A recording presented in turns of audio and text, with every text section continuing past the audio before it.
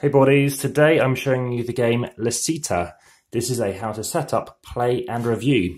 So this game is the second game designed by Gerd Fenchel, who is German and is an engineer, or was an engineer. He may well have retired. This game is 20 years old now. It's a game that had been in development for over 5 years and has had a lot of play testing going on. See quite cool artwork, depending on the kind of stuff that you like. I think it's quite interesting and immersive, quite old school, kind of this interesting faded background. Quite a nice rule book, to be honest. Quite detailed. The only downside with the rule book, it overemphasises the point a bit too much for my liking, but it's nice to know that everything's there. This board is pretty big. It's not as big as Andor. I'm just going to move this out of the way and put everything back on top in a moment. So this is a game whereby we are Italian princes. Again, it's a shame it's of the era whereby we're princes, not princesses, but I'll just go with it as it is. So we are Italian princes and we are in Italy and we're looking to try and further the kingdom and make it as righteous as possible by attracting people to basically live in our kingdom.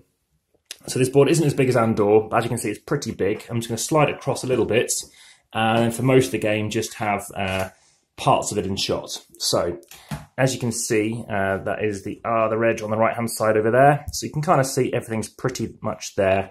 And I think the majority of the game, all we're going to really need is probably, that should be enough. So this is a game which is a European game. It's known as a Euro game. And there are a few things you're going to need to keep. You're going to have a start player, so that's going to go to some player. You're going to have these boards, which represent the kind of things you can buy and your kind of actions. So I'll keep those to one side as well. Now, there are starting layouts, and I have played the starting layouts as a 2-player and as a 3. The game, unfortunately, this is being filmed during the COVID-19 pandemic. I haven't had a chance to play as a 4 or a 5. I am keen to. And once you have played it more than once or twice, you can lay these out however you wish, which I have done. The reason for doing the standard layout is it's very much even in terms of the kind of resources, as I'll get on to, that you can pick. So this is a kind of definitely an area control game. It's a resource management game as well. Games like Stone Age, it's a civ building kind of game as well. So if those are your kind of things, then this might be well up your streets. So there's this one more piece that I haven't placed out. Not sure where that went, but I'm sure I'll find it. You have 2 more pieces, never mind. Right, so you have various pieces in the game. You are going to have these pieces which represent food. You're going to need 1 food per person, so that's something to be aware of. You're also going to need some of these larger pieces of food. These represent 5 as opposed to these 1 pieces here. Additionally, you are going to have obviously the rulebook, which even states on the thing. This includes everything in the box plus this rulebook. Coins. Everybody starts with 1 coin. Depending on which colour you want to be, you're going to take 4 of these little figurines representing your particular colour as well. So you're also, once you've picked your colour, going to take the respective action cards representing your colour, and you're going to leave it this side up. So they're all going to be the same, and they're just going to show you that once you've taken your turn, you're flipping it over to show you've used it. If you wish to use it, these aren't things you have to use, but they're quite universal cards. As they're out, let me explain what they are. You can take some money. I'll get onto money in a moment. You can build a new city. I'll explain that too. Or you can choose to construct a small building. So these are things you can do. Like I said, I'm just setting up the game for the time being. Over here, what we have, there it is, there's some other pieces here. I knew they were hiding somewhere. And you've got these cards. These are known as the Voice of the People cards. And what's this to do is to do with trying to win ties based on the kinds of things that these cities want. What do cities want? They want food. They want other things as well. They might want to have, obviously, resources such as water, which allows them to grow and be stronger, larger communities. Also, they're going to want things such as culture, like books, to things to read. They're going to want health. They're going to want hospitals. And finally, they're going to want some entertainment. They're going to want some arts. Okay, so these cards, there's 27 of them, and you're going to shuffle them, put them off to the side, reveal 1 of them, so they kind of want some art, and then 3 other cards, and I have no idea what they are. So they're kind of attracted to wanting arts, but these cards are going to get revealed later, and depending on what those 4 things reveal in total, of course 1 is revealed, it might be that they are artists and they want art, or maybe they want, let's say, books, or they want health. So whatever's the majority, anybody who's within 2 spaces, so that's 2 or 1 space away from another city, as you'll see when I'm laying it out, that is where they want to go. So we've handed out these action cards. You're going to choose your city, and I might choose to lay out as 5 just because it's a bit closer. So you can pick where you go, or the rulebook does state that actually you can have a standard layout. Now, in a 2-player game, you're only going to be going in this area. In a 3-player, you're going to be using the light brown. In a 4 and 5-player game, you're using every square possible. So even though I'm using every square possible, I think I'd like to, as much as possible, just show you what happens if I go on the inner ones, because already crazy stuff is going to occur. Let's just go there, there, and there. This is very relevant in the first era, that first round. It's a 6-round game represented by 6 years. So 6 years are going to pass. These cards down here are politics cards, political cards. I'm going to shuffle these up and reveal 7 of them. These are things that you can do. Now I know some of these aren't going to be in shot. Don't worry, I'll be picking some up and just showing you the things that they can do. It's one of those games whereby once you've seen everything, it's a lot more clear to understand. I'm just going to leave these in the box throughout my explanation. These are things you can buy. So you can choose to buy a farm. You can choose to get a marketplace that lets you have more people out. You can choose to get a fountain or a public bath. So you can flip these tiles over and they do other things. And what they let you do is go up to beyond 8 citizens. They must be placed next to lakes or the edge of the board here. And some other things, quarries. So let me just take you through a kind of turn. So firstly, you're going to give that starting player marker to someone, just randomly as you wish. In that first round, then of course that's not going to change. Secondly, lay out the voice of the people. So that's going to happen each round. So you're going to reveal them at the end of the round and then discard them and do some more, only revealing 1. We have the quarry earnings. So if you have any quarries out, you're going to gain a coin. Coins are needed to maybe influence these cards. You're going to do population growth. Wherever you have people, which of course are on these places here, you're going to increase your population by 1. So let me just pop out some people now. 1, 2, 3. I'm just going to quickly pause this and then do the rest. Okay, so I've done quite a number of them, and just whilst I'm doing just a few more, I'm just letting you know that if you're enjoying the video, please hit the like button. Of course, please check out all the other videos. I've been uploading daily for many months now. Additionally, there are many more games coming, and I'll be also having previews, trailers, reviews, playthroughs, etc. And additionally to that, please subscribe to catch all the latest videos first. All kinds of surprises are on their way. And finally, if you haven't already checked out the description, please check that out in case there's something I've missed off accidentally, and also comments. So if you see someone else's comment, or please do comment, I thumb up, heart, and reply very swiftly. Then I'll be able to get back to you and obviously check anyone else's comments if they've also spotted if I happen to have goofed, or any other comments about strategy or anything like that, with it being all spoiler free.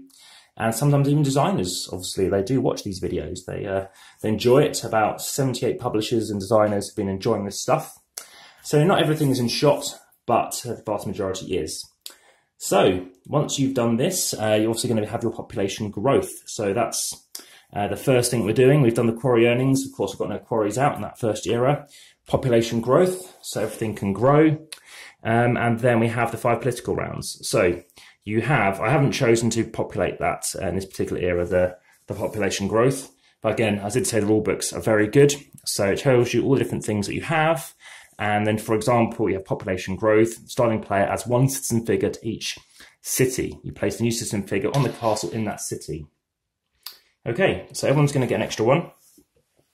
And then you can choose to do 1 of 5 actions. You have 5 actions in each round, so a maximum of 30 turns in the entire game.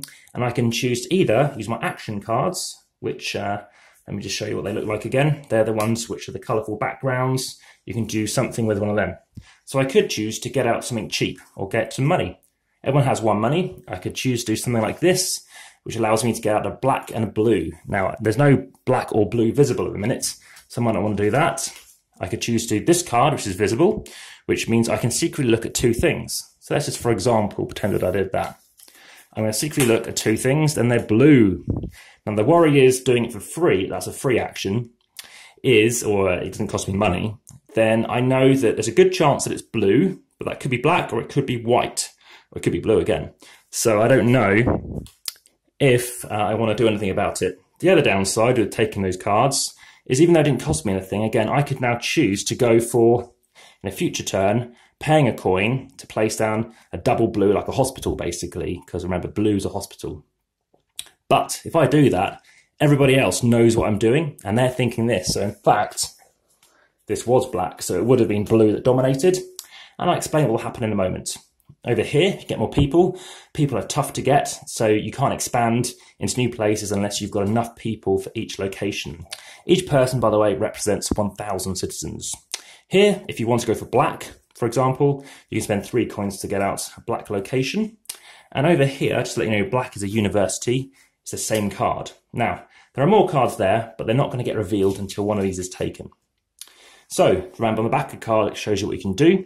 You can use these cards here to either take 2 coins to consider getting 3 for the next thing. You can choose to build a new city. So everyone has 4 of these. You can place a new one out, and you're going to get 2 people from the citizen bag, which are representing 2,000, and you're going to take 1 off your existing one.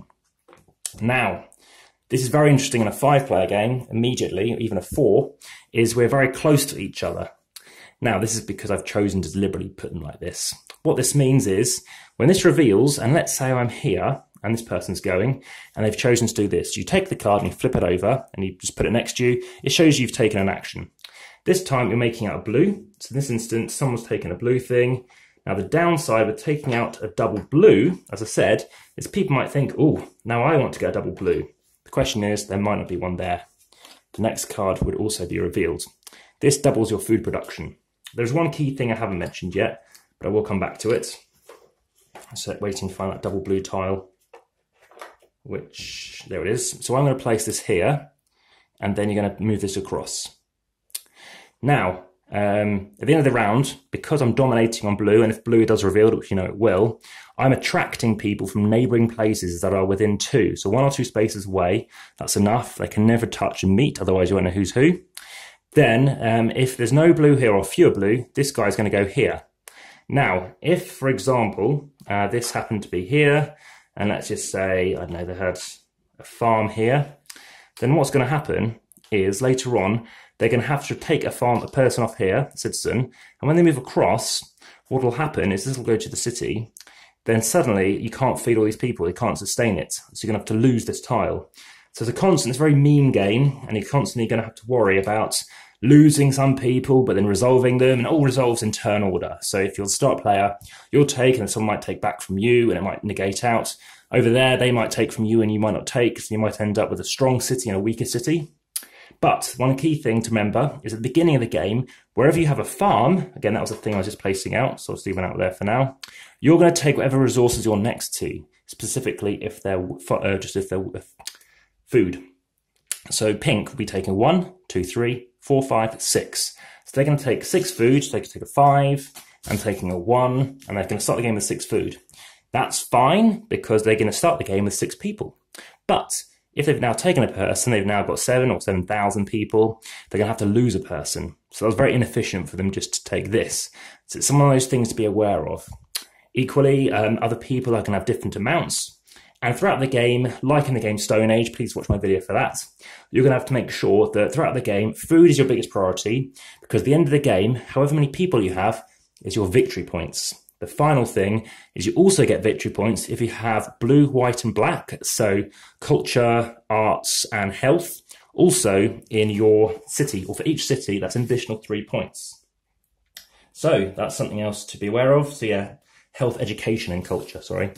And finally, in that final round, if you can't feed everyone, not only are you obviously going to lose some people, you're going to lose 5 victory points.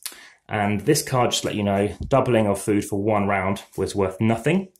And in the final round, so you can't even use this card. And also, if in a prior round, you have to immediately start the game by taking one of your action cards and flipping it over, and it's not going to be valid. So that's something to be aware of. Aside from that, money's very tight. So early on the game, in the first 2 rounds, you must be placing down a quarry. Of course, the quarry has to be next to the mountain. So as you can see, there's just a mountain symbol here. And that means when we move on to the start phase of year 2, you're going to go through, change the start player, lay out the new cards. You're going to do quarry earnings. Anybody who's got a quarry next to them, which is obviously populated, then you're going to gain 1 money or 1 gold. Then you do population growth, and then you're going to move on to the 5 political rounds. That's the main part of the game, the political rounds. Finally, you're going to be the tallying to see how well they did. You're going to see where people are going to move to, and then you're going to feed your people. That's just making sure that you do have a check that everybody is being fed. So there are 27 of these cards. So in 4 cards being revealed per round, so you might work out that means there's 3 cards left over, which means you never know completely what's going to be in there. So that's the key thing to be aware of. It's a very mean game. It's quite a dry game, so that's something that doesn't work in its favour. I have made quite a lot of notes that I've actually had written down for many months, I think, to be honest. It's not too long of a game once you've had your first game. It's down to about 70 minutes as a 2-player game after you've played it once or twice. I did mention you can have some bad rounds in which, you just lose people and stuff like that can happen. As a 2, I think you need maybe 4 quarries, no more than that, because eventually you might not even need the gold. But again, the more gold you have, the more powerful actions you can take. You could bring out more people, so people are very important. That's something else to be aware of. Each castle, remember, they also generate food, so you could get out more castles. The downside with getting out new castles is, depending where they're placed, you're going to end up with castles probably getting stolen from. And then each round they're just generating a person who's giving it to someone who they're near.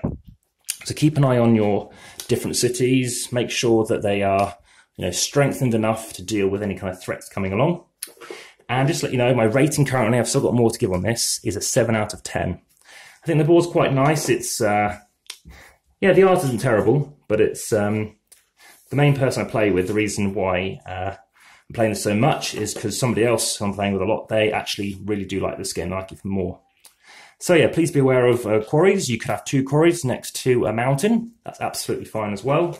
You must watch out for population growth. As soon as you hit 5, you've got to have a marketplace which allows you to have more than 5 people. Then you can start, when you do population growth, get a 6th person. When you reach 8, what you're going to need to do is make sure you have that fountain or that public bath. Again, it is helping you for the end game stuff as well, because it's casting towards your health bonuses for the people, but also it lets you have unlimited people in your city. And you could well have 15 people in the city. So that's something to be aware of. I mentioned that as things get taken, you always keep your city, you never lose your city, but you can't just take this piece away, you've got to take the end piece. So there's something else to be aware of. And again, it's not a great game experience potentially for your first game, but again, it's enjoyable. Please be aware that, it's a thematic game. I think it's nice how it works in terms of how these different pieces, again, you're only going to have 2 cities out. I placed out too many cities early on, so you wouldn't have too much interaction first round, but it's definitely round 2 that you want to be focusing potentially on those cards. There's no point looking at them in round 1. Depending on whose playing turn it is, you might have some duff actions to take, because what you really want is a new card here, and you've just got to wait until finally someone just takes a card before anything gets resolved. So it's something to be aware of. Again, the box is nice and neat, how you stack everything away. There are plenty of those markets, plenty of those quarries, so it's very clear that they are an essential piece. Could this game be, or should it be remade?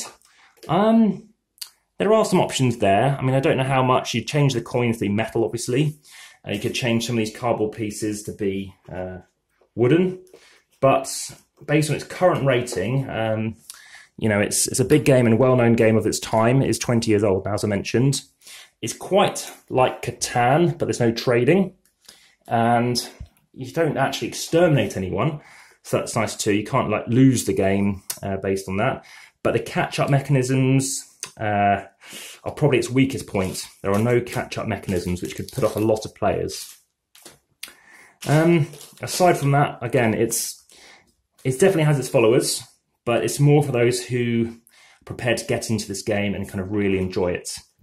Remember, citizen relocation is obviously key, because you've got to keep an eye out on not only taking them, because that's a big part of this game, but also being aware that perhaps you've had loads of black cards come out, as you can imagine, and suddenly you're switching. Most of the time, I think it is worth going for 2 gold, spending 2 gold, but suddenly that means there's very little else you can be doing. Let me put them this way around. But yeah, it's a nice neat box. The box and the actual quad board fits quite tightly actually into it, I also find. And yeah, something to be aware of. I'll just tell you what Latin means. If you know Latin, you'll know Latin. But it means the master was richly honoured and rewarded. There we go. I love the marble effects in these cards. And in terms of those actions you can take with these action cards, you can basically build a small building. So we mentioned farmhouse, talked about quarries, get a marketplace out, all very important. And one of these just to influence the people a bit. So aside from that, everything fits very neatly in there. And the only other thing to do is put this in here. So it's a Kallax Ticket to Ride kind of box. And again, the miniatures are nice too, very tiny. But like I said, there are key victory points there. Do not forget to choose to keep an eye on completing your city with 3 different types. Again, you could overdo them and have some level 3 cathedrals and whatever they're called, a cathedral and a university, but there isn't a level 3 hospital. I'm guessing there's an equal distribution. So there we have it. This is Citta. Been looking forward to get this gaming explained to you for quite some time. And for an old game, it's out of print, I believe, by quite some margin. That is Citta. Thank you very much for watching. I look forward to bringing the next one soon. Bye for now.